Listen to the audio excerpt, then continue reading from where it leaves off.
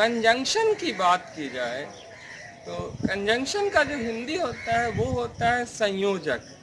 अब संयोजक का काम क्या है? संयोजन करवाना। वैसे भी कंजंक्शन यानी कन यानी कनेक्टर, इसको दो जंक्शन को, तो दो जंक्शन को जो कनेक्ट करता है उसको हम लोग कहते हैं कंजंक्शन। अब यहाँ जो इम्पोर्टेंट चीज़ है ध्यान देने योग्य वो ये है कि किसको कनेक्ट करता है। तो देखिए, आप एक कहावत सुने होंगे, दोस्ती या दुश्मनी बराबर वालों में होती है।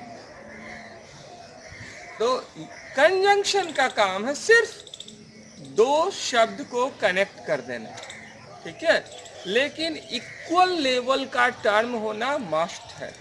अब इक्वल लेवल का टर्म होना मस्ट है, इसका क्या तात्पर्य है? इसका तात्पर्य है अगर एक सब्जेक्ट है और एक एडजेक्टिव है, दोनों को कंजंक्शन कभी कनेक्ट नहीं करेगा। वर्ड 1 को वर्ड 2 से कनेक्ट करेगा, जैसे बर्ड्स फ्लाई, फिश स्विम, दो सेंटेंस है, दो इंडिपेंडेंट सेंटेंस है, तो दो इंडिपेंडेंट सेंटेंस को इंडिपेंडेंट सेंटेंस के तौर पे दो इक्वल लेवल के टर्म है उसको कनेक्ट करेगा। बर्ड्स फ्लाई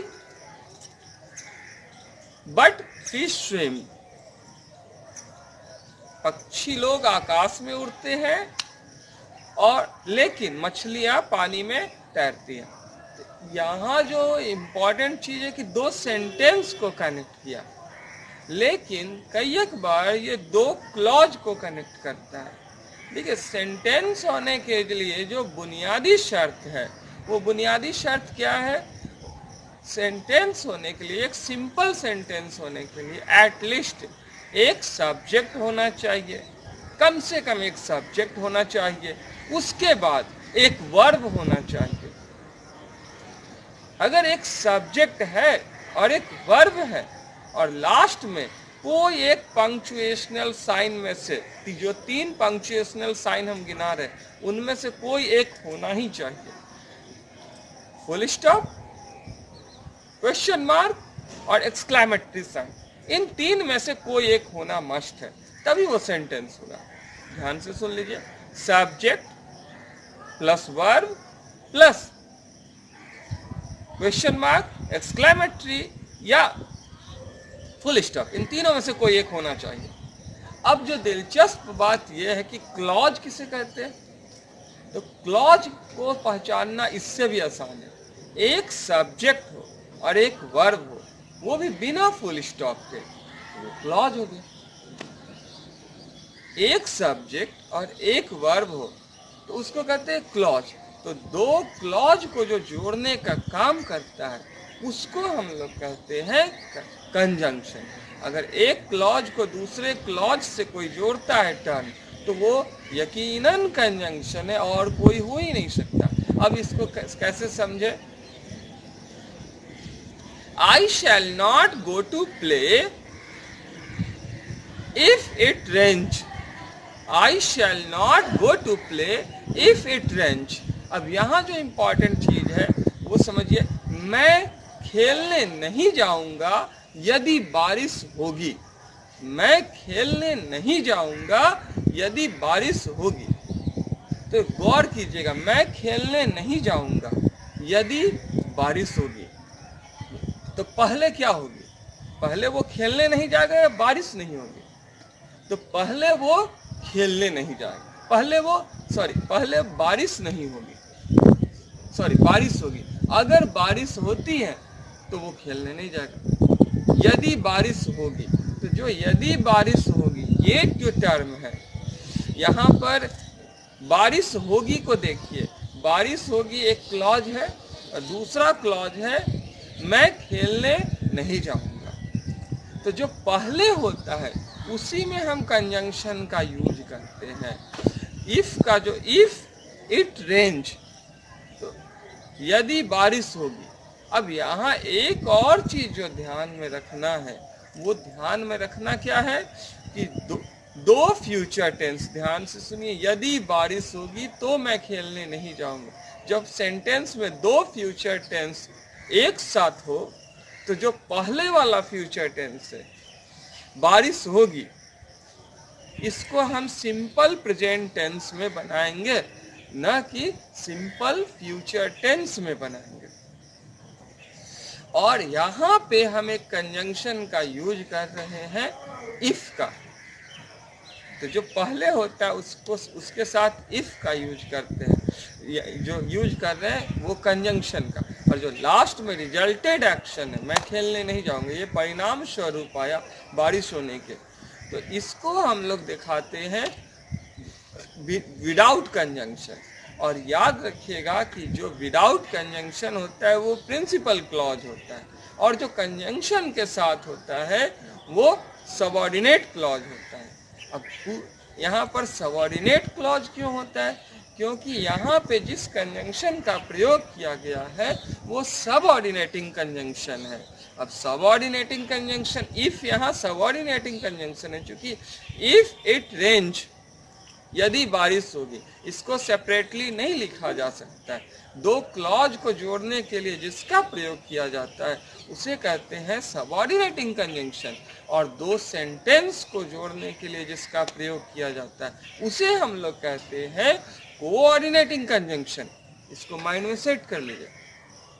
और थोड़ा सा आगे हम लोग बढ़ते हैं कि कोऑर्डिनेटिंग कंजंक्शन, इससे पहले वाले सेंटेंस में हम लोग देख सकते हैं, जैसे birds fly but fish swim. तो यहाँ दो इंडिपेंडेंट सेंटेंस है, तो यहाँ पर हम लोग यूज कर रहे हैं कोऑर्डिनेटिंग कंजंक्शन का। लेकिन सबऑर्डिनेटिंग कंजंक्शन इफ हो गए, व्हाइल हो गए, बिकॉज हो गए, ये सब सबऑर्डिनेटिंग कंजंक्शन है। एंड हो गए, और हो गए, ये सब कोऑर्डिनेटिंग कंजंक्शन है। अब थोड़ा सा और आगे चलते हैं। कोऑर्डिनेटिंग कंजंक्शन दो इंडिपेंडेंट टर्म को जोड़ते हैं, जैसे Ram plays, Shyam plays, Ram and Shyam play. तो यहाँ एंड क्या हो गया? Coordinating conjunction. तो कंजंक्शन का काम दो सेंटेंस को जोड़ना है, इक्वल लेवल के टर्म को, दो क्लॉज को जोड़ना है, प्लस दो फ्रेज को जोड़ना है। अब फ्रेज किसको कहते हैं? A group of word that does not contain any kind of verb and punctuational sign of like a question mark, exclamatory sign and full stop। इसको हम लोग कहते हैं फ्रेज। जैसे हम एक एग्जांपल ले, वॉच, तो वॉच हमारा नाउन हो गया। इस नाउन की ही भांति अगर नाउन के इक्विवेलेंट कोई टर्म आ जाए जो कई टुकड़ों में मिलकर बना है, उसको हम लोग कहेंगे फ्रेज। जैसे